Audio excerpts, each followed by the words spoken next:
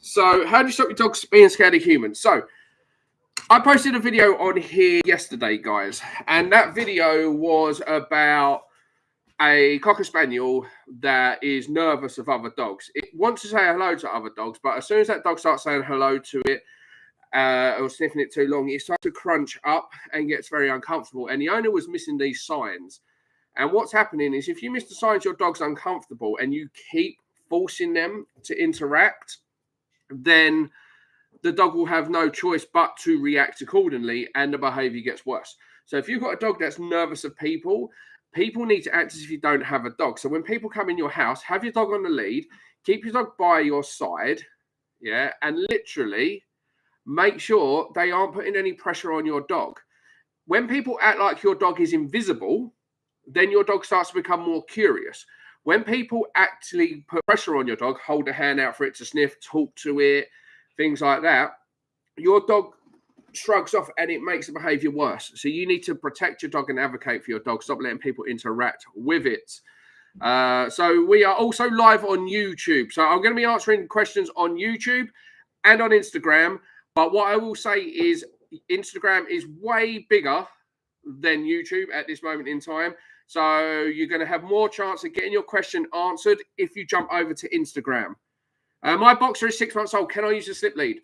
So 6 months is where we would typically introduce a slip lead, but you need to use the right slip lead. You need to know how to put it on the right way because there is a right and wrong way to put on a slip lead.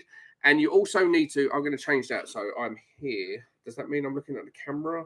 Yeah, close. Yeah. So you need to make sure that you know how to use it properly. On the Southend Dog Training app, there is a step-by-step tutorial on how to introduce the slip lead, what way the slip lead goes on, and how to get the dog used to walking on a slip lead. The other thing is, somebody asked about resource guarding. Can I do a video on it? We have a video on it on the Southend Dog Training app. When am I coming to Oz? Soon, hopefully. Oh, look, YouTube is in the house. I'm going to need you to now start to pay attention to stuff. Hi from Colchester. How do I get my dog to stop barking at the window cleaner? Give your dog instructions. So the window cleaner is going to be outside and of course it's going to rile up 9 out of 10 dogs. So have your dog on a lead, pop your dog in the bed, pop your dog in a down, something like that. If it starts barking, little pop on that lead, tell it no. When it makes good choices, reward, reward, reward. So you don't overfeed your dog. Use your dog's breakfast for this or use your dog's dinner for this. How do I make my dog food work for food? Like crazy. Okay, so on the Southend Dog Training app, there is a video on how to build food drive. So all dogs are food motivated. If they weren't, they would stop eating and they would die. The reason so many dogs don't take food is because as soon as they come home from a walk, they get their dinner or they get their breakfast. Or some people will leave the food down for the dog all day to graze that willy-nilly. So it's not that your dog isn't food motivated per se anymore. It just has no food drive. Yeah, it just has everything handed to it. You want to build your dog's food drive? What you do is you take your dog's daily food allowance, you forget set meal times, you stick that in a treat pouch, and then every single time the dog does something you like or something you ask, you use their daily food allowance as food rewards. This will stop your dog being fussy. It will bring out their food drive. It means you have to interact with them more. Hand feeding, hand feeding, hand feeding. Are chicken feet good for a 12-week-old puppy as long as they are raw? Right, this has gone insane. I really didn't think this through. No. YouTube has just... starting to take off a little bit. Right, so what I'm going to do, YouTube, Instagram. So, Instagram. Do you recommend the slip lead with a stop? Yes, absolutely. All slip leads should have a stop on it, particularly when you're using it in the beginning, because it keeps it tight and it keeps it in position. If it doesn't have a stop, it's going to loosen off too much, slide down, and you're going to start choking your dog. YouTube, what's happening? Danny, hi from Southend. How do I get my Staffordshire Bull Terrier to stop constantly looking for cats on our walks? How do I stop him chasing squirrels? Okay, so if you've got a dog that is reactive in any shape of the word, okay, whether it's to cats, whether it's to dogs, whether it's to people, whether it's to squirrels, golden rule, get that lead walking under control. Yeah, so I'm working with a Doberman at the minute, and this is quite a complex case, right? And it would elude a lot of dog trainers. The reality is this is one of those dogs that if you correct it for the unwanted behavior for fixating on a dog, it's super, super dog aggressive. If you correct it when it's fixating on a dog, it blows its fucking lid. It goes absolutely Garrity, right? If you focus on what you want it to do. So we focus on heel, heel, heel, heel, heel, heel. Make sure that that dog walks with you holding that lead, holding just 2 fingers. Yeah. And what we focused on is if the dog broke heel, a little correction to get that dog back into heel. Right. And by doing that, working on that, then we can introduce the dog. So then we're working on heel. So if the dog decides to not listen to the heel, we can correct the dog for that behavior. And inadvertently, it allows us to get closer to dogs. Fix that heel working and heel walking. We posted a video on here, but we have step-by-step tutorials on the Southend Dog Training app, which is free. Where are we? Let's have a look. Hello from Sydney. What's going on in the world of Instagram? How do I control walk times? My pocket bully takes us for a walk and doesn't listen. Help. Again, watch that video. Guys, if you can't walk down the road holding a coffee and the lead in the same hand, you need to work on your lead skills. If you have any form of reactivity, you need to work on your lead walking. It's so much more than just getting a dog to walk nicely. It's about communication. It's about teaching a dog to follow you at a pace that suits you. It's about giving direction as and when it matters. Yesterday, I posted in the online training group, which you can access through the app, the Southend Dog Training app. Yesterday, I posted a video of this collie whippet mix I'm working with. And it lunges at other dogs. But I worked on using energy and body language and making sure that dog knows how to walk on a lead, that every time I stop, I click my fingers and turn into the dog and it stops. I build an invisible threshold in front of me that dog shall not pass. And as a result, I was able to walk over to a dog because the second it tries to go in front of me, using that invisible threshold, I can stop it. That is your energy, your action, and the fact the dog understands what the lead is. You cannot be fixing reactivity outside the house if your dog doesn't know what the lead is. YouTube me. Claire Susson, advice for bouncy 8-week-old pup annoying 12-year-old lab. Had to separate from now. So puppy should be on a lead, nice and simple. Yeah. If your puppy's off the lead, you're giving it far too much responsibility too soon. When you let a dog completely off the lead, okay, you are effectively saying, look, I trust you to behave and make the right choices. An 8-week-old puppy, he's never going to make the right choices. Yeah. So if you're letting it off the lead, you're asking for trouble. You're giving it too much freedom too soon. So it should be on a puppy lead. There's a reason puppy leads exist. They're not a gimmick like puppy pads. They are a gimmick, but puppy leads are not. Have it on a puppy lead. When it wakes up, and it should be waking up in its crate. It shouldn't be waking up when it's been asleep on the floor or on the sofa. It should be waking up at 8 weeks in its crate. That's where it sleeps. That's where you force nap time. When it wakes up, you attach the puppy lead to it, take it in the garden, wait for it to go to the toilet. Now you've got a puppy that's full of beans. So you're going to have to play with that puppy and get some of that energy out of that puppy. Teach it some things along the way. Sit, a little bit of tug of war. Down, a little bit of tug of war. Getting that energy out. Now what happens is you've got that energy out, but you've adrenalized the puppy, which is now going to be a land shark. So you want to give that puppy something to help it calm down. A chew, a bone, a Kong, something along those lines to help with the teething, to help it calm down. And then you'll see it be much calmer around your other dog. Puppies should sleep for around 16 to 18 hours a day. If your puppy's not sleeping that much, something's going to go wrong. You're going to have problems. Instagram, what is happening? Sorry, how do I get to stop pulling? I have answered this, and I'm not going to keep answering questions on how to fix your dog walking on the lead. We have videos on our Southend Dog Training app, step by step. I didn't waste a whole day filming step by step from this is the lead, this is how it goes on, this is how you introduce it, this is what you do. All of that, I've made it step by step. We've got videos with Golden Doodles, St. Bernards, Leonbergers, Staffies, Dachshunds, miniature Schnauzers, Staffies, you name it, it is on the Southend Dog Training app. So that's what you need. YouTube, what is happening? Millie Bridger. My dog keeps waking up before 5 a.m. wanting to go outside for a wee. He continuously cries until he goes out. It goes for a wee and goes straight back to sleep. I let him out last thing at night. Why? Okay, how old's the dog? It doesn't actually say the age of the dog. Okay, the reason it's getting up at 5 a.m. every single time is because you're letting it out at 5 a.m. every single time. So what you do is you create an internal alarm clock in your dog.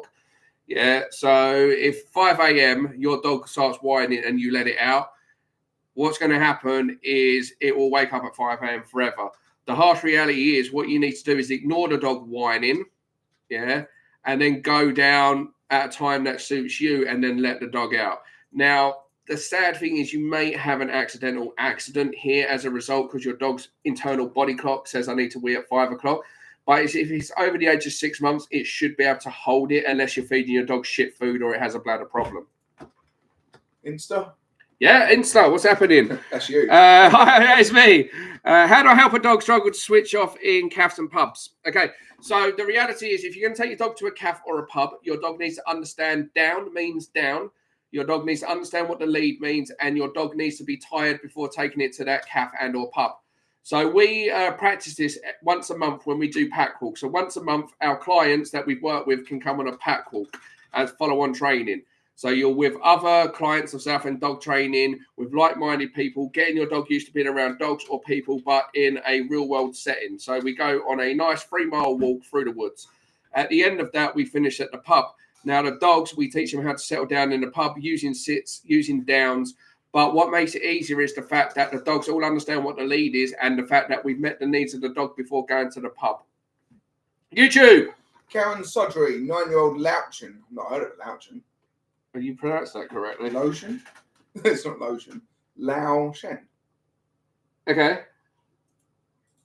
Google it. Yeah, I'm going to Google it. Is it a crossbreed? Little lion dog. Okay. Yeah, interesting. Who knew? Yeah, there we go. So, yeah, is it Austrian or something? Portuguese? Yeah, anyway, what was the question? Sorry, carry on. Karen Sodry, 9-year-old Louchin. My son takes him off lead. If he sees a picnic, he keeps taking himself over there and invites himself. He always wants to eat. Okay, very simple. Stop letting him off lead. If your dog can do something over and over again, right, and it gets enjoyment from it, whether it's good for you or not, the dog will keep doing it. If your son keeps letting the dog off the lead and he keeps running over to other people on a fucking picnic, what do you think he's going to do every single time he sees somebody having a picnic? He's getting self-reinforcement from it, and he knows that you can't stop it. And you keep doing the same thing over and over again. Stop letting the dog off the lead. Too much responsibility. He can't cope with it. Put your dog on a 30-foot lead. So when your dog tries to run over to something, you can step on it. Yeah. Daniel Brown, how to stop the stop for jumping up on people. Can you please give me dogs? How to what? Daniel, can you reword that in English? No, I think it's how to stop my dog jumping up. Yeah, how do you stop my dog jumping up? Having on a lead, if he jumps up, pop on that lead, tell your dog no. Next time it says hello to a person, all 4 paws on the floor, make sure the dog gets a reward. Nice and simple. Karen, for your question. What was that? Yeah, Thank you, Karen, for the question. She's the one with the little lion. Little lion dog, love it. Just thank you for the question. Yeah, so literally, people need to interact with the dog calmly because excitement will make the dog jump up. But you need to let the dog sniff the person first before any interaction from that person. When dogs say hello to someone, they greet through their nose. That's how a dog should say hello to you. They shouldn't greet by jumping up or going straight into play. When a dog meets somebody for the first time, whether it's their own kind or whether it's a human, they should sniff. But the reason dogs don't sniff people properly and they go straight to that jumping up is because as soon as they meet people, people go straight into touching them and straight into talking to them. And this creates excitement, and excitement makes the dog jump up. So you need to let that dog sniff. So have that dog on a lead. And when it goes over to your guests in the house and things like that, when they first come in, make sure they ignore the dog and act as if it doesn't exist. If the dog goes to jump up, pop on that lead, tell the dog no. Let the dog finish the ritual of sniffing, and then they can interact. But they must interact with the dog calmly. Remember, get ready to step in if necessary. Is that frozen? No, I paused it so I don't need to watch you move. Oh, okay. It won't confuse me. I'm next to you. Hi. Right, let's have a look. My chow puppy is struggling with house training. Will urinate with excitement when playing. Okay, so control the excitement. Also, puppies don't have full bladder control. Puppies don't start to get full bladder control till around 6 months of age. You can speed up that process by putting your dog on raw food. If you're feeding your dog Baker's, Pedigree, Ooka Banuka, Wainwright's, etc., your dog's going to need to drink more water, therefore it's going to need to toilet more frequently, and it can mess up with your routine. The other reason why dogs have accidents is because they have too much freedom. Ask yourself, how many hours a day is your chow sleeping? If it's not sleeping at least 16 hours a day, something's gone wrong. And it's not 16 hours in one go. It's pretty much an hour out, an hour or so in the crate, an hour out, an hour or so in the crate. Too much freedom the dog can't cope with that and starts pissing everywhere. And if it's excitement, keep your excitement down to a minimum. And if this keeps happening, take your dog to the vets to make sure there is no bladder problems. But excitement and piddling go hand in hand with puppies, and you're being too high pitched, too talking, too OTT. Slow it down. Where is my puppy book? They're here. Where do we put the books? The book, oh, there it is, right in front of me. Right, guys, very, very quickly, I've had countless puppy questions so far. So I need you to right now go to our website or go to Amazon and pick up a copy of this. This was the first book we ever released. I was showing it on YouTube, not on here. This is the first book we ever released, and it is literally a step-by-step guide to raising a puppy. It is still in the charts on Amazon. If you don't have it, pick up a copy of it, because it covers things like diet for puppies, toilet training for puppies, socializing for puppies, puppy biting, puppy grooming, you name it is in this book. If you have a puppy and you are struggling, guys, I can help you, but this book will teach you so much more. Right, where are we? What's that? YouTube. Yeah, YouTube, BJJ Rhino. Are pugs just unicorns trapped in a dog's body? Yes. It's cool. Right. Just making sure that one. Right. Karen Clarkson, is there a way to help teach my dog to pee and poo when out on a walk? He currently waits until home and then goes straight into the back garden. Yes. So when your dog is about to go to the toilet in your garden, start to put a command to it. So the moment you see your dog about to go to a wee or to a poo, just put a toilet. Go toilet, pee, whatever you want to use. Yeah. And reward your dog when it does it. And over a week or two of doing this, you'll start to be able to put that on command. So I used to say to my dogs when I'd let them in the garden, go wee, and they'd go wee. And then I could use it if I ever took my dogs into a client's house or something like that, or if I took them to a training field, go toilet. Because if I knew they needed a toilet, by having that on command, it would help my dog understand what's expected of us. The other reason why a lot of dogs won't toilet outside is because they're too tense and nervous or too adrenalized that they can't relax enough to have a regular bowel movement. So we want to pay attention to that as well. If your dog is nervous, fix that lead walking. Cannot stress this strongly enough. Through lead walking, guys, you can make recall better. Through fixing the lead walking, you can take a reactive dog and reduce that. You can take an anxious dog and reduce that. You teach the dog to follow you. The dog builds confidence. It takes direction. So if you fix that lead walking, so you teach your dog heel and sniff time, and the dog understands when it should be doing both, half your battle is done. If you look at any of the full-length videos on our website, guys, yeah, whether it's a reactive St. Bernard or a reactive Chihuahua, if you look at the full-length videos, the one thing that every single one of those videos have in common is every dog that comes to the training center, we first start by fixing their lead walking. It is often, for so many people, the missing link of that puzzle. If you don't know how to walk your dog properly and it's nervous, fix that, and I promise you, things will start to get better. If you don't know how to do that, go and get the Southland Dog Training app. Yeah, literally, it's free for 7 days. What the fuck have you got to lose? Right, Instagram. What's the best way to learn reactivity after the doorbell? So if it's reactivity to the doorbell, then there are build-ups to it. Now, the big problem with behaviors like reactivity to the doorbell, reactivity to the postman, reactivity to this, that, or the other, is many times we wait until that problem is amongst us to start to address the behavior. By then, the dog's too aroused over that threshold and it doesn't know what to do, and you're rushing. So if your dog's reactive to the doorbell, for example, then have your dog on a lead inside the house, sit down, put on the fucking TV, right, and get somebody to ring the doorbell. Let your dog go run into the door. We don't mind the dog barking at the door. One of the perks of having a dog is it can be a deterrent. So run to the door. Let the dog run to the door. You get up and walk to the door. As you get to the door, pick up the lead, say enough, stand between your dog and the door, and then depending what you want from the dog, you can send it to its bed or you can pop it in a sit and then practice opening the door. If your dog's barking, you don't open the door.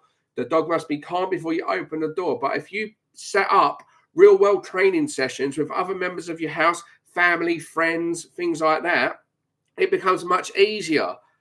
Your dog knows what's expected of them. If it's the postman, get somebody putting things through your door and work on it. Don't just wait for the postman. Ladies and gents, I haven't said this, but if you're watching on Instagram and you are watching on YouTube, do us a favor and give us a thumbs up. If you're on Instagram, give us a heart. Tap that screen. Hearts are free. Giving love is free. It doesn't cost anything to show a little bit of love. Giving us a thumbs up, again, is free. You're all expecting free advice from me at this point, which I'm happy to give. The only thing I ask in return is if you're asking questions, give us a fucking thumbs up, guys. Give us a heart. It's nice and simple. YouTube. Help Amber, help with barrier frustration. 1-year-old male goes mad when the dogs leave. He isn't allowed to greet until calm with dogs anyway, but still reacts like this. When dogs leave? Yeah, I just thought that. When the dog goes mad when the dogs leave. He isn't allowed to greet until calm with dogs anyway, but still reacts like this. New creates space and distracts with toys. Okay. I don't actually understand, because barrier frustration would mean there is a barrier in between the dogs. So you can see barrier frustration at doorways. You see barrier frustration at garden fences and things like that. Barrier frustration when a dog's in the car and there's a dog outside the car and things like that. Barrier frustration wouldn't apply necessarily to when it's saying hello to a dog and that dog walks away. That's not barrier frustration. That's more the dog panics because something's leaving. I worked with a Jack Russell that did that. Went to Brighton. There was a Jack Russell that anytime people started putting their shoes on to leave the house, it would start fucking trying to bite them and things like that. If it's your dog's with other dogs and the dog walking away, your dog don't like it. Your dog's either staying there too long and you need to get your dog to walk away before the other dog walks away. Yeah. Or if a dog's going to leave, have your dog doing something that you'd like it to do instead, a sit stay, a down stay. And if it's happening when you pull your dog away, that's because your dog doesn't understand the lead, and pulling back on the lead creates that fucking go forward response. So teach your dog leash pressure. Again, as I've mentioned time and time again, watch that lead walking video. It will save you fucking so much time and stress. Yeah. Instagram? Yeah, go ahead. Where are we? Let's have a look at some. There's so many comments. Recommended a sleep playtime Pomeranian. I don't understand the question. Sleep playtime. Playtime then sleep. Yeah. So play with your dog. Tie your dog out. Give your dog something to help it calm down. A bone, a chew, a toy, something like that. That's going to keep it grounded. Yeah. Teach them where you want them to have that. A spot on the sofa, a little mat on the floor, something like that. Once they've had that and calmed down, pop them in the crate. Let them sleep for a couple of hours. Just got a Caucasian Shepherd, but he won't stop biting. Why'd you get a Caucasian Shepherd? The dog... I don't mean this to offend anyone, but a Caucasian Shepherd is one of the most serious fucking dogs on the planet.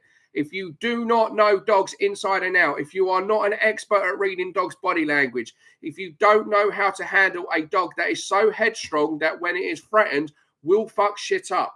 If you don't know how to handle a dog of that sheer size, if you can't click your fingers and that dog listens to you, right, because you don't know what you are doing, having a Caucasian Shepherd is one of the most fucking dangerous things you can do. That is a serious fucking dog. If you've got lots of land and livestock for it to protect, fantastic. If you live in an apartment in London and you have a Caucasian Shepherd and you don't know what you are doing, it is going to want to bite everyone and everything it meets that it doesn't know will be a fucking intruder. You need right now to ring up the office, 01702 746961. 01702 746961. And book in a session immediately. Caucasian Shepherds can kill a man. I love them. They're fantastic. They're on the front cover of my second book. Yeah, absolutely fucking love Caucasian Shepherds. One of the most serious dogs on the fucking planet. Not to be fucked with. Not to take chances with. You need to get a lid on that immediately. And if it keeps biting people, make sure it's muzzled when people are around until you get help you need. I'm sorry, this isn't something you're going to get help for on a free live. Right, guys. What's going to happen right now, because there are too many comments coming in and I'm getting anxious that not everybody is getting responses. It's going back and forth. It's just too chaotic right now. So what I'm going to do to try and make it fair so everybody can at least get a fighting shot of getting their question answered is I'm going to end the Instagram live right now, but I'm going to keep the YouTube one open. So if you want to jump over to YouTube, yeah, Southend Dog Training, I will still be live there. But everyone on Instagram right now, I love you. Thank you so much for joining us. And I'll do an Ask Me Anything in a minute on my stories so you can ask me more questions. But yeah, if you want to continue to talk to me or continue to listen to the ramblings of a madman, chuck over to YouTube right now. Instagram only. Take care. YouTube? Right, I need you to jump on YouTube quickly, dude. Yeah. And just tell the guys something. Get them to give a thumbs up. Tell them about a book. Tell them about the new food. What to tell. Yeah, exactly. Hello, YouTube. Only because doing back and forth between those two have absolutely made me want to go for a vape. No judgment. And I need to quickly end this Instagram live. So Evan's going to jump on. Stay with me. I'll be back answering questions in a minute. Ev's going to jump on and he's going to tell you about the new food that you must have for your dog. Must. Jump on, Ev. I am. I'm doing it. I was cold. You didn't jump. No.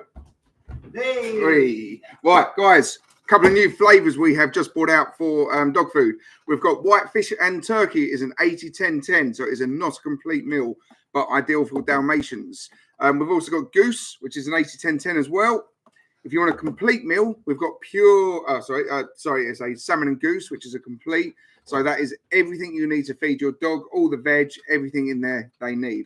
We've also got rabbit, another 80-10-10. So, guys, for those that don't know the difference on raws between a complete and an 80-10-10, a complete is a complete meal. It's everything they need. It's everything nutritionally beneficial that they need within their diet.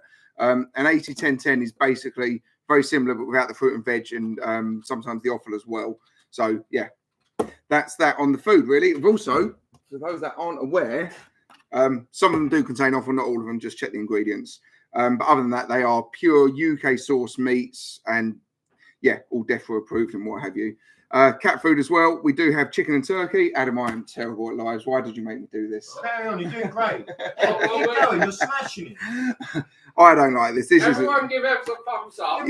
Give him a thumbs up.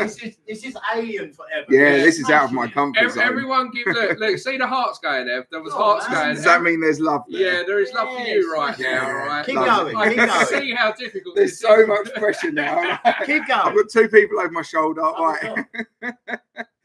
So anyway, we also recently, guys, we've released cat food. We've got things to do.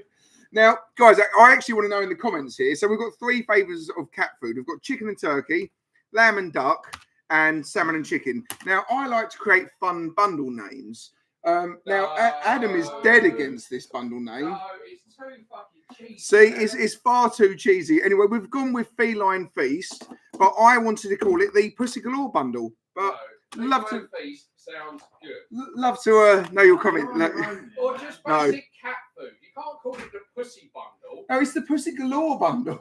Mate, that troll we have that loves to hate us sitting in his parents' basement jerking off is going to buy it and be incredibly disappointed. But we've got like for the raw food, for the dog food, we've got the game varieties for all the game meats. Although lamb is in there, I know lamb isn't a game meat. It does taste a bit gamey. So a little bit on that one. But yeah, what do we call it? We've got the farm box, the bird box, obviously your 3 birds in there as well. So pretty much that was my cat food name. So if anyone has a better idea for the 3 cat foods name bundle box, let me know. Do you know what? That was perfect timing. I just scratched my balls, but you literally had that. Oh, no, my hands there that time. So anyway, guys, that was my first ever YouTube live. Yay! Well done, Em. Well done. I survived. Yeah. Done well, man. All those pressures. Right. Doing great should be the main presenter, I think. Jimmy J loves you. Well, I missed it. Yeah. You're getting lots of thumbs up. People clapping. Right, you're going to screenshot that. How are we doing? Right, there are so many. I have no idea where it's going up. Right, so guys, what I need you guys to do is give us a thumbs up, right? Or just give us a thumbs up because of what Ev did. Thumbs up, follow, everything. So somewhere on your screen, you'll see the option to give us a thumbs up. That tells YouTube that you like us. Then YouTube goes, well, they're liked. We'll push them more. And then this free advice I'm giving you, it goes back and forth. It helps us. Right, Ev, give me some questions, mate. I think Jimmy J's been. I'm joking. Stephen Ford, my girlfriend's dog is food guarding on bones and chew bones to the point she is fixated on it and forgets doing anything else. Okay. She's 2 years old and a mini groodle. How do we stop her being so guarded? Stop giving her things that she's going to guard, and you need to strip everything back to basics. So basically, dog on a lead, and you have to hand feed the dog. So all of the dog's food comes from a treat pouch by your side from your hands. Every time the dog does something you like or something you ask. And then as a result, your dog will start to have more respect for you, more respect for your partner. During your training, you need to be teaching solid leave it commands. Yeah, both when through tug of war and through obviously things on the floor. Take things a dog shouldn't have but is interested in.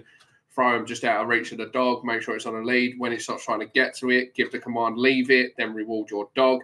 There is a tutorial on how to do that on our website, step by step.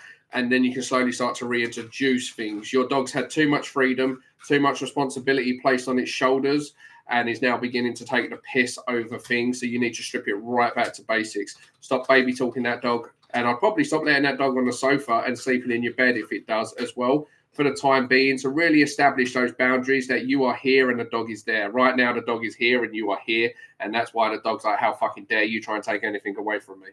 Karen McCann, I have put in the chat, but can you email me, please? evan@southenddogtraining.co.uk. Would we ever consider a trip to Scotland for a training day, free facilities at Dogcation? Okay.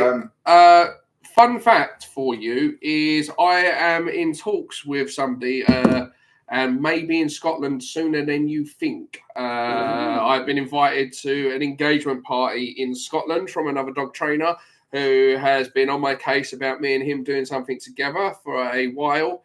And I was speaking to him today, so I may actually be in Scotland sooner than you think. But yeah, I love Scotland. I think Scotland's such a beautiful country. We went to Scotland a couple of years ago, didn't we? We did. It was a really good time, actually. And we lucked out with the weather as well. The weather was amazing when we was in Scotland, which is words that, if you're Scottish, you don't utter a lot. No. Right, go on then, Ev. Right, Laura Hindle, how to stop the dog reacting when travelling in the car passes by? Car's too small for a crate.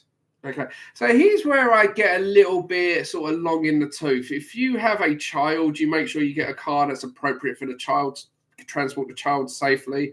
Yet for some reason, so many people just leave the dog on the back seat, not suitably restrained. And I'm telling you guys, those harnesses that you're strapping your dog into, 9 out of 10 of them are not suitably restrained. The dog can still cannonball into the back of you and do serious damage to themselves and you. And they're too distracting, particularly if they're reactive, up and down, up and down, up and down. You can get like some sun blinds to reduce the visibility and things like that. You want to make sure that your dog is calm before it gets in the car. And your dog's not calm if it gets in the car. If you take your dog to the car and it jumps up at the door. If your dog jumps up at the door or the boot to get into the car, it's not calm. So if you open the door and it jumps straight in, without you giving it permission, your dog's going in locked and loaded. And that mindset will travel through to you. I was working with a dog yesterday. I mentioned it earlier, a Whippet Cross collie, and it's super, super reactive to other animals, right? And every time I took the lead, what I was focusing on, and this is the thing that most people miss when they say they're trying my videos, right? Even the client was missing it and missing this little bit. I would always make sure the state of mind was calm before walking towards a dog or before walking towards the horses and things like that, before taking it into another area. Yeah, and as a result, the reactivity was so minimal with me. As soon as she picked up the lead, there was an instant switch in the demeanor of the dog. His head went from being low to up, and the breathing become more erratic. Just her holding the lead, and then she's moving forward. So she's now moving forward towards what the dog's likely to react to, with the dog in a different state of mind. So many people think their dog is calm when it's not. You'll ask the dog to sit before you leave the house, but as soon as you pass that threshold, the dog is fucking crazy. And that's because the dog wasn't calm. It was just sitting. A dog sitting and laying down doesn't mean it's in a calm state of mind. So if your dog's sitting, shaking like the Duracell bunny, and you pass that threshold, your dog's fucking excited. And that is going to make the reactivity way worse. You need that dog to be calm. If the dog's not calm when it goes into the car or before it gets out the car, it's going to be fucking adrenalized, and therefore it's going to react way more. Megan, how to stop a Labradoodle from excitedly jumping up at people constantly? He does it to strangers and with muddy feet when on walks. Okay, your dog shouldn't be able to jump up at anyone when it's on a walk, and if it does, it means it's off the lead when it shouldn't be off the lead. And I'm not sure how much of a fun fact this is. If your dog scratches somebody bad enough, which can happen with a friendly dog, doesn't even need to, they can report your dog as being dangerous. Yeah. And that could be fucking life-changing for both you and the dog. Yeah. The reality is, if what dog was it? A Labradoodle. Yeah. Golden Doodle. Golden Doodle, I think. Well, it's big enough to knock a fucking elderly lady over, let's put it that way. Elderly lady gets knocked over, police get called, lady's in hospital, you're in big fucking trouble. Potential lawsuit. The reality is your dog should not be able to jump up at strangers when it's out off the lead. It shouldn't be able to. It's really poor ownership in the nicest sense of the word. Your dog should be on a lead when there are people around because your dog can't behave off the lead. And you keep letting your dog off the lead, hoping it's going to suddenly behave properly when it's not, because it doesn't know how to behave. Yeah. So your job is to teach it. So have it on a lead. Yeah. If I had a dog that jumps up at people, a dog that runs over to people, a dog that runs over to other dogs, a dog that misbehaves in any way, shape, or form, I'm going to put it on a 30-foot lead so it can run around and have a good time. But as soon as that thing that my dog struggles with is close, I'm going to step on that lead. I'm going to pick up that lead. I'm going to get the dog back to me in heel, in that position when that invisible boundary is in front of me, that threshold I've created through teaching my dog what the lead means. And then I'm going to talk to somebody. And then if they want to say hello to my dog, I'm going to go, look, my dog is in training. So I'm going to, when it's calm, lead it over to you. And I want you to ignore my dog. Yeah. If you can't do that, you're not going to say hello to my dog. And then I'm going to say it needs to sniff you. If it tries to jump up, I'm going to pop on that lead and I'm going to get my dog back to my side and I'm going to rinse and repeat. Okay. But if you let your dog say hello to everyone it meets, that is part of the problem. The more people your dog says hello to, the more it becomes an expectation, the worse your dog's social skills become. It may still remain friendly, but manners, bad manners. Did a video, it's going up very soon. Every dog owner needs to understand this. Just because your dog's friendly doesn't mean it's safe and doesn't mean that it's at risk of getting itself into trouble. Two friendly dogs can clash. That's why if you're a dog owner and your dog runs over to another dog because you can't stop it and you shout out, it's okay, he's friendly, yeah, you are putting your dog's life in danger every fucking time. Every fucking time you're shouting that out, you are taking your fucking dog's life in your hands. Because the fact that you think your dog is friendly, the reason you're shouting out, it's okay, he's friendly, you're assuming that dog it's running over to or that person it's running over to is friendly. And just because that dog might be friendly and your dog's friendly doesn't mean they're going to get along. Yeah. You can have two adolescent cocksure males that have never met, but both friendly, meet and want to fight. Both friendly dogs, yet for some reason when they meet, they want to fight each other. That doesn't mean they're aggressive dogs. That means they don't like each other. Yeah. You can have a friendly dog that's nervous, yeah, and a friendly dog that's overexcitable, wants to go jumping all over dogs. They meet. The overexcitable dog either fucking traumatizes the nervous friendly dog, or the nervous friendly dog tells the other dog to fuck off. Two friendly dogs again. See where I'm going with this? Every time you shout it's okay, he's friendly, you're fucking living in a dream world, fucking ladies and gents. Yeah, and I'm not saying that to the individual person I'm talking to. I'm saying to anyone. Dream world. Yeah, this is how dogs get attacked. Fifion, or yeah, you pronounce Fifion, isn't it? F-F-I-O-N. It's YouTube, mate. Fifion, how to stop my dog barging through the doorway before me? Nice and simple. Make sure it's on a lead. Make sure the dog's calm and step through the doorway. So if we're talking about front door, for example, so front door is the easiest example here, right? Big mistake we make is the dog will be by our side, yeah, or in front of us when we open that door. So we're restraining the dog. And if we open that door, the dog tries to go forward. So we're pulling the dog back. Then we say, okay, and then the dog goes through like a thunderbolt again. So take the front door, for example, easiest fucking thing in the world. Pop the dog in a sit just slightly behind you. You want to be so you can reach the door handle. Dog's just slightly behind you. Your lead needs to be nice and relaxed, that dog in a sit. Go to open that door. The second the dog tries to go forward without permission, shut that fucking door. Put the dog back, open the door. This could take 30 seconds. This could take 30 minutes, but that's okay. Remember, guys, if it takes time, that's not a bad thing, yeah? Because if you're consistent and you achieve what you want, tomorrow, the amount of time it took will be less, and the next day less, and the next day less, until it's second nature.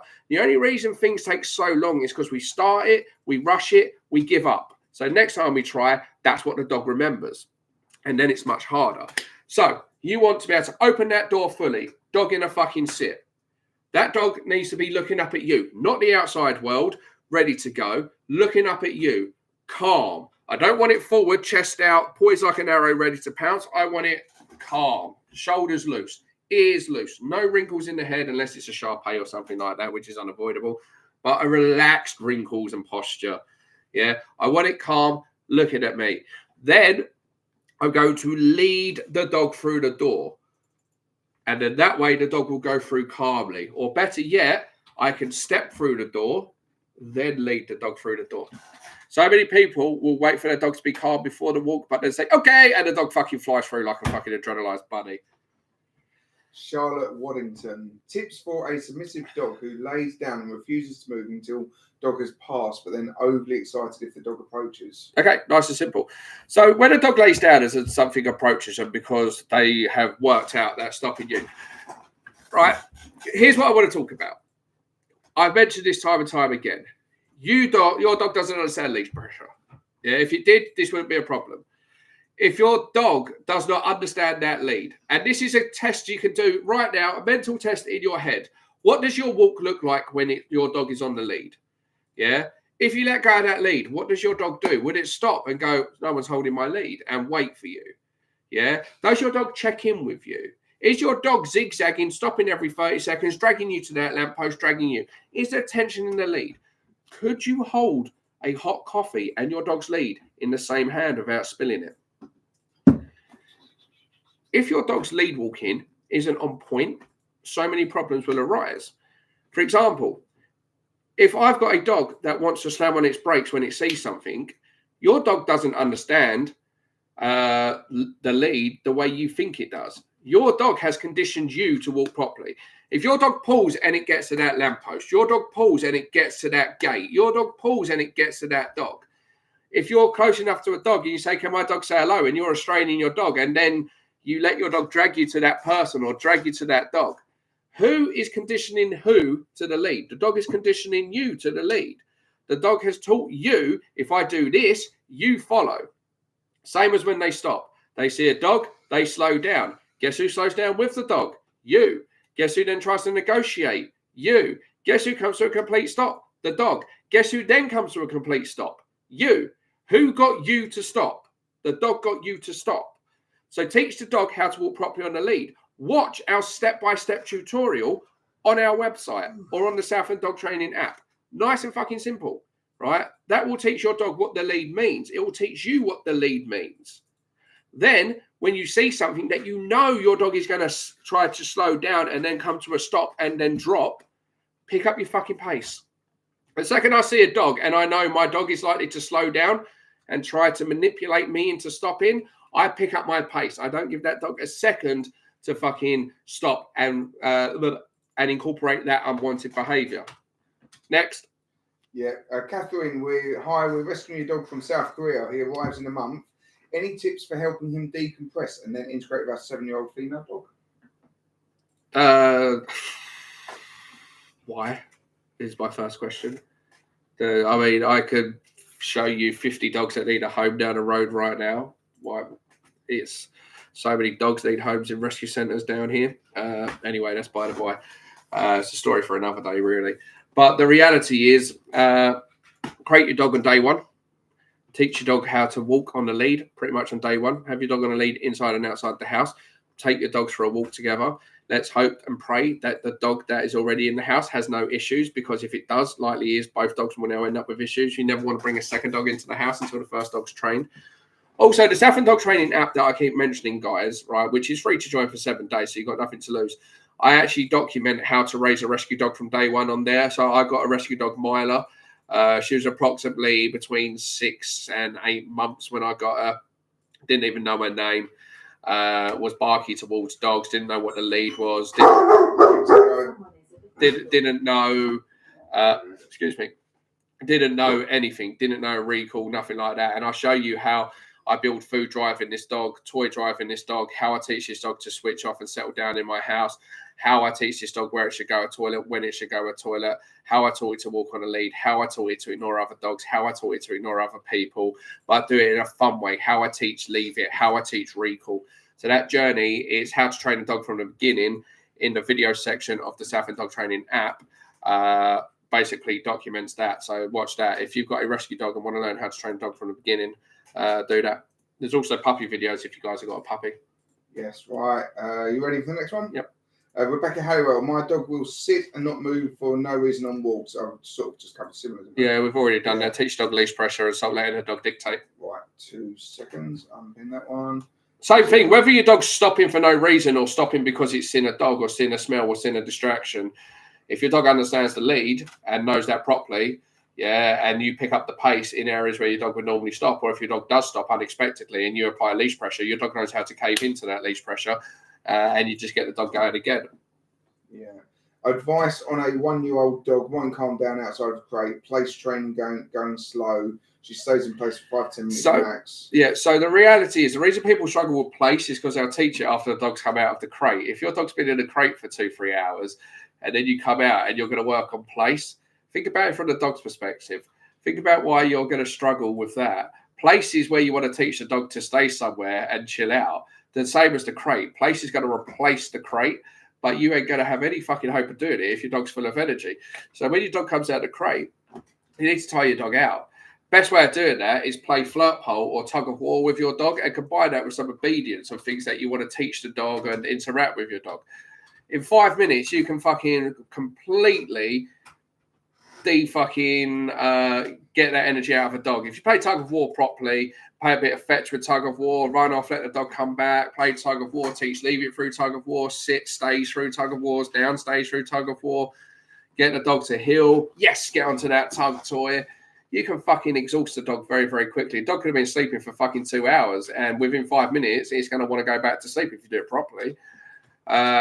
So then tire it out. Then get your dog a nice fucking juicy bone or a Kong or something like that, and place your dog in the place after you've taken out this energy, and give your dog a bone or a Kong to keep it grounded in that spot. If it comes off of that spot, no, lead the dog straight back.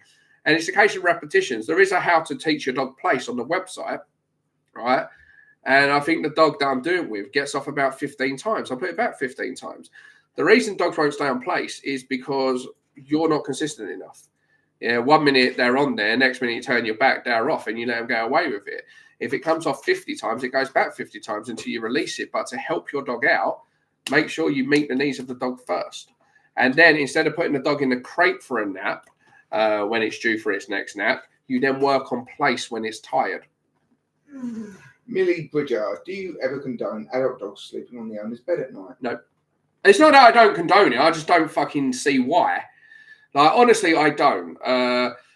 For me, and this is just me, it doesn't mean you're wrong if you let the dog sleep in your bed. I think it's weird, but it doesn't mean it's fucking wrong. Yeah, there's a lot of things I find weird, but it doesn't mean it's wrong. Yeah, some people might think the things I like are weird. Doesn't mean it's wrong. It's just fucking weird. Like, the weirdest. Yeah, I'm the weirdest. I just don't understand why humans want a fucking dog to sleep in their bed, right? Especially when so many dogs can be startled, like if they fucking get woken up when they're fucking dreaming and things like that. It's going to interrupt your sleep. It's a quick way of creating allergies and stuff like that, like sneezing and shit. I just don't get it. Like, I love my dogs. I love nothing more than sitting on the sofa having a cuddle with my dogs watching fucking telly. I just don't get why you need a fucking dog in your bed. I don't. That's where your partner should be, yeah? Or your future partner, yeah? If you have a dog that sleeps in your bed, for example, and then you have a partner, you're suddenly going to have to kick your dog out. It's going to create conflict between you and your partner. Doesn't make it wrong if your dog fucking sleeps in your bed. I just don't get it. And 9 times out of 10, if the dog's sleeping in your bed and your dog's got issues, that's one of the reasons why it's got issues. Yeah. Lots of hearts going up for that one. Not angry faces. I don't know if angry faces are an option. let's say they're not. There's only one watching now. No, I'm joking. Shit, where's everyone gone? Oh no, you can change it because there were some laughy faces there. You can have 100. I'm really impressed with the amount of hearts everyone's doing today. Yeah, so all those hearts and laughy faces have come from me saying I just don't get it and it's fucking weird. It's weird if your dog sleeps in your bed. I fucking said it. Just, you don't need it. Yeah, just don't. There should be rooms in the house that your dog's not allowed in. For me, that is my kids' rooms. Dogs should not be in your fucking kids' rooms, ladies and gents. They should not be in your kids' room whatsoever. If they are in your kids' room, and I'm talking kids, I'm not talking about 18-year-olds, 19-year-old teenagers. I'm talking about kids, yeah? Right? If your dog's in your kids' room, right, 9 times out of 10, you're not paying attention to the dog and the child. And this is why a lot of dog bites can happen. There should be rooms in the house that the dog's not allowed in. For me, it's the kids' room, and and they don't sleep in my bed. They can sleep in my bedroom, just not in my bed. That's for me and my wife. How do you train an adult dog?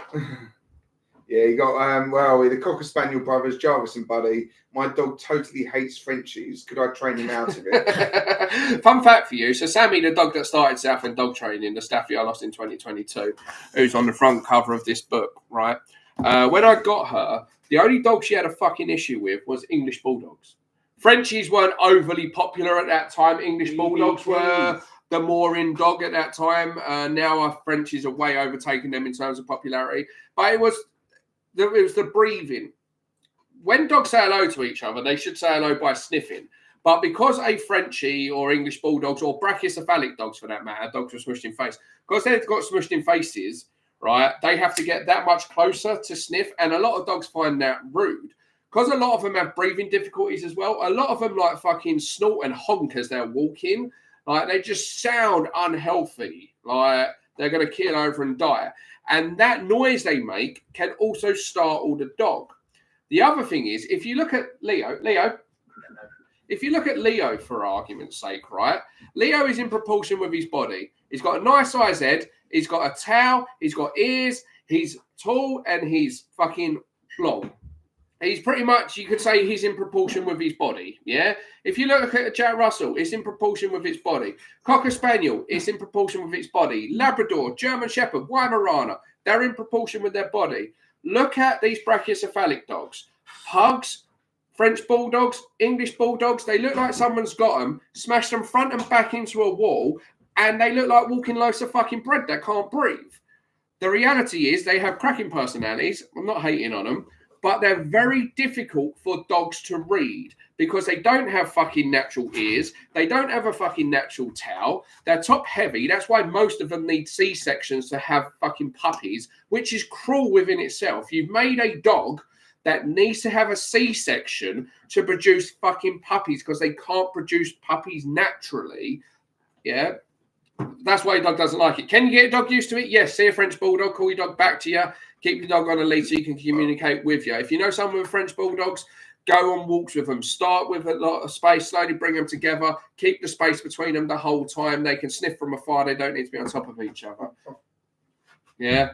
But yeah, a lot of dogs can struggle with flat-faced breeds for a multitude of reasons. Right, one more question, guys, and then I need to go to the toilet because I'm going to wee myself. Does that mean I'm back live? Do you want to go back live? No, I'm not sure I do. Laura Jones, let me just pin your comments so we don't use it. It's not going to work. Laura Jones, we've been trying the clicker and sniff command, which works sometimes, but what do we do when he ignores that? Make it happen. So the reality is, right, so one of the big mistakes we make with a clicker is you'll click, dog responds, fantastic, right? But if the dog doesn't respond and we keep clicking, it becomes nagging. It's like, stop it. No, leave it. And the dog's not listening. It's tuned you out. Understand, right? And I've got a video coming up and it is going to make people fucking cry their eyes out, right? There'll be people that get it and there'll be people that don't. That dog I was working with yesterday, right? I show a moment where I correct this dog. It is looking at my dog. It has dipped its head. It has lifted its paw. It's gone deadly still. And it is waiting for a subtle movement from my dog and it's going to pounce, right? And when it does that, I pop on the lead. Oh, the dog's like, what the fuck just happened there? I then follow through with the dog to get it to go into a calm, submissive state, right? And then the dog's absolutely fine around Mila. I'm moving around. The dog's moving freely. Now, in this video, I put some text up. Why did I correct the dog and not offer it food? Or why didn't I pull the dog away to create space? Or why didn't I talk to the dog? The reason is simple. When the dog is in that hyperfixation state, their eyes have taken over. They've gone into that predatory stalking way of behaving where they're about to fucking make a move and make a real bad choice. Their ears have shut off. Their sense of smell has shut off. They have made their mind up about what they're going to do, and they are too tense to hear it. Imagine you panicking, like being massively overwhelmed. What's that?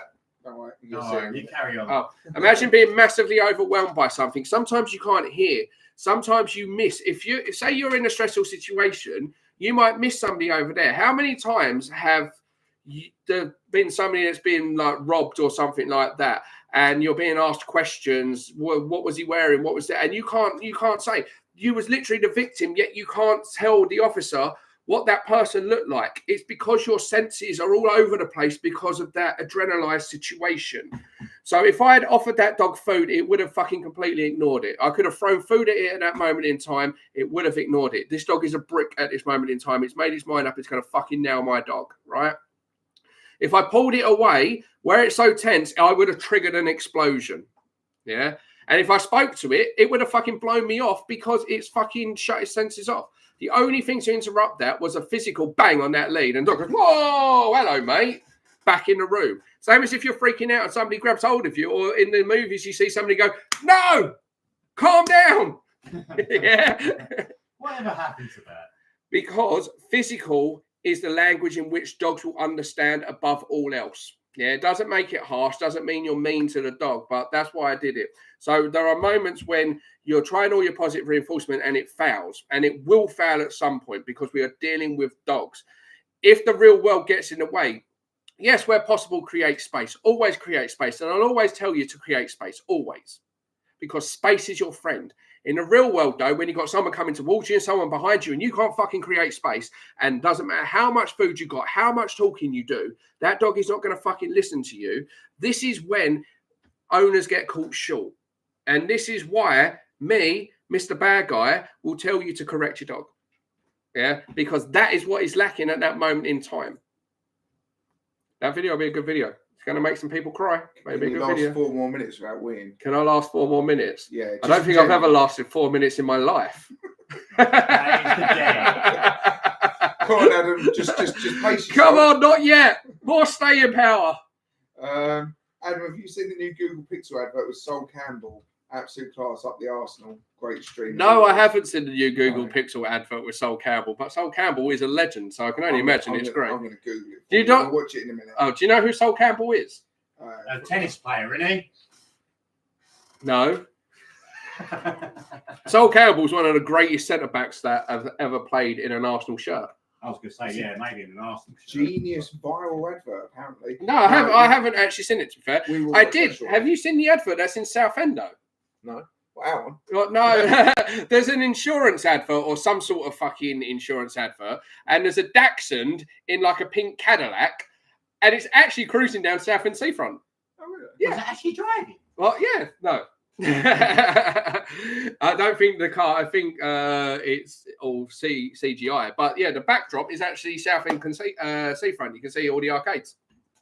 All right, man. All right. You want to do one more? Yeah, go on then. 7-month-old Doberman pulling on slip because he wants to sniff every blade of grass. Doesn't understand the slip lead. Go back to basics.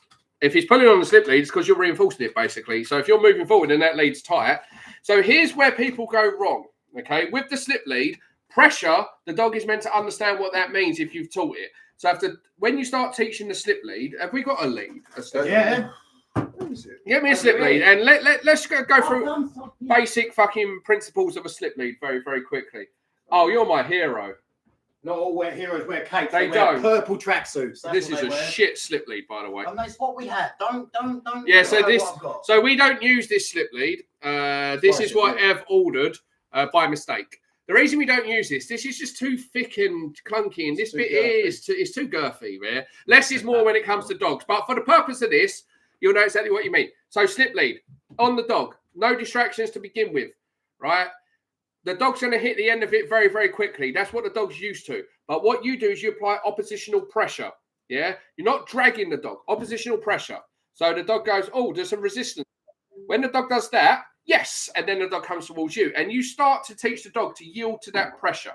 Right, then what you do is you shorten up the lead, have the dog by your side, pulling up, relaxing up, relaxing up, relaxing. So the dog knows what the pressure is. The dog knows how to turn off that pressure.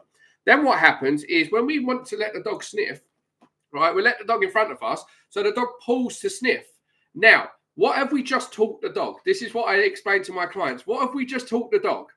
That when it feels pressure, to yield to that. So if we're then letting the dog sniff and it's dragging us and we're going with the dog is now flipping it back on us. The dog is now saying, no, motherfucker, you yield to pressure. Dog pulls, you go with the dog. Pressure turns off. Dog pulls again. Pressure turns off.